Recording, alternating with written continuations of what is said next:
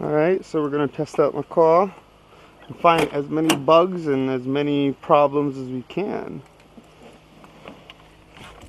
Now, I'm going to be silent in some parts because there's just way too much noise in the car that I don't know, like squeaky stuff. I mean, there's some silly stuff that I got to fix myself, which is like that. And this makes some squeaky sounds. But there's some transmission. I don't know if it's transmission, but I'll let you guys figure that out because you guys are the pros. And you guys have a lot more experience with Jeeps than I do. So I'm going to go ahead and start it up. Anything that you guys know that I'm able to fix on my own, I am mechanically inclined. Like, I can figure things out. I love working with my hands. And you guys just, if you guys want to guide me, that'll be fantastic. So here we go. I feel like it starts up fine, but if you guys think that that's abnormal, then let me know.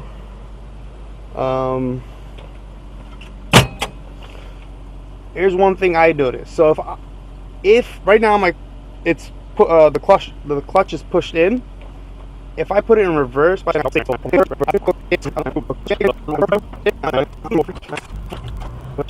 won't grind, but sometimes it really grinds. Hopefully, we'll pick it up later when I do another video or something. Oh, there it's doing it right now. I don't know why it does that. And the clutch was in. So that's something I want to get fixed. Alright, another thing is, I guess it's not such a cold morning where it didn't do it. But as I take off in first and second gear, only first and second gear, for the first like minute of driving, the whole center would shake a lot, and I think it's something to do with, I don't know. I can't really explain. I was hoping to catch it on camera, but oh well. If I couldn't record it now, hopefully I'll record it later.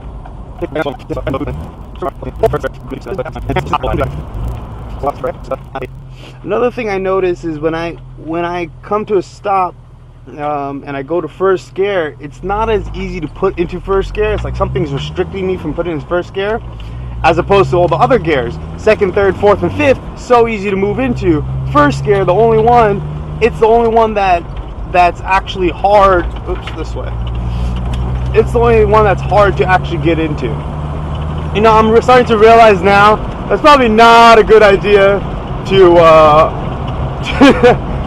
to record myself while driving, because I feel like I'm getting more distracted and I'll probably get into an accident. It might be worth it if I get this car fixed with your guys' help and I get a little fender bender. Maybe it might be worth it. But yeah, let me know what you guys think on so far what I can fix. Man, I wish I had a list, because I feel like I had a lot more to talk about. And now that I don't have a list, it's just, it's hard to focus. So someone stole my radio about 4 weeks ago. That was really depressing. Right in front of my house too, my driveway, in the middle of the night. I woke up in the morning, metal all bent, radio missing. Really depressing. You know, but that's all right. I guess, you know, we gotta continue with a positive attitude. The way I think about it is I give someone the radio. Instead of thinking that they took it from me, I feel like, I just helped someone out with the radio. So it helps me think positively. So anyways, I went ahead and bought myself a new, it's not so much of a deck-in radio, it's more of like, you know, those marine amplifiers with a phone, because I use my phone anyways. I don't use the radio as much.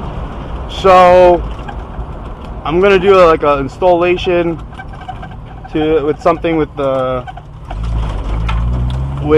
audio cable and all that, and hide it. So hopefully that won't ever happen again.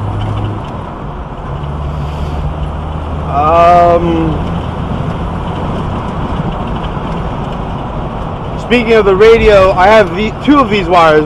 I think this one goes to the passenger side rear speaker, and I have another one somewhere in there that goes to the. So the original owner, I think he was trying to put in some newer speakers in the back, and in the factory position, you know, not in like a custom spot or anything. And I don't think he realized that there were speaker wires already entangled into this harness, and so he added his own. And I've never done this before. If anyone knows what color wires I'm supposed to be looking for, or how a quick way to find those wires so I can go back to the original harness wires for the rear speakers, let me know. I'd like to utilize those wires instead of using these, and probably rip these out entirely. Oh man, this is why it's really bad to record yourself while driving, because I just missed my exit.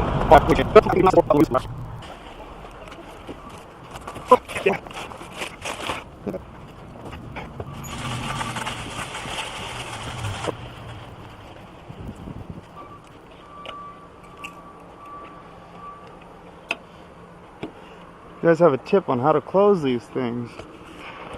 It's so cold that it's so hard to stretch these things out to close these zippers. If you guys have a tip, I don't know, maybe I gotta just get a hair dryer or something. But let me know. Alright.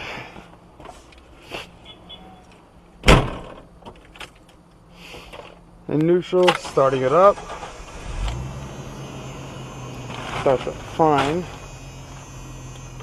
Pushing the clutch, going reverse. It's got that weird gear grinding thing, but it's slower this time, so it doesn't make like a high zinging gear grind. I don't have a wiper motor in here yet. When I was working on the car a long time ago, I failed to put it in at the time. I was in a rush, so I'm going to do it now. But what I noticed is I need to replace these wipers. And is that a crack? No, thank God. And so I don't know if these are 11 inch or 13 inch or whatever inches they are, but I need to replace them. And if you guys know what the stock ones are on a 1994 YJ, let me know, because I did some research, and rockauto.com, they sell both of them. And the odd part is, when I went to go measure these with a tape measure, they came out between the two options. It was smack dab in the middle. I think it was a 12 inch, and they didn't have 12 inch. So I'm like, what is going on? So you guys let me know which ones I should buy. I might end up going with the 11 inch just because I can see over here on this wiper, it's a little bit over the rubber bezel on the outside, and so that's not good. So if I went 13 inch, it'll definitely be over. Maybe 11 inch is the one I was supposed to go with. But let me know what you guys think I'm supposed to go with. Alright, so just getting off the highway right now.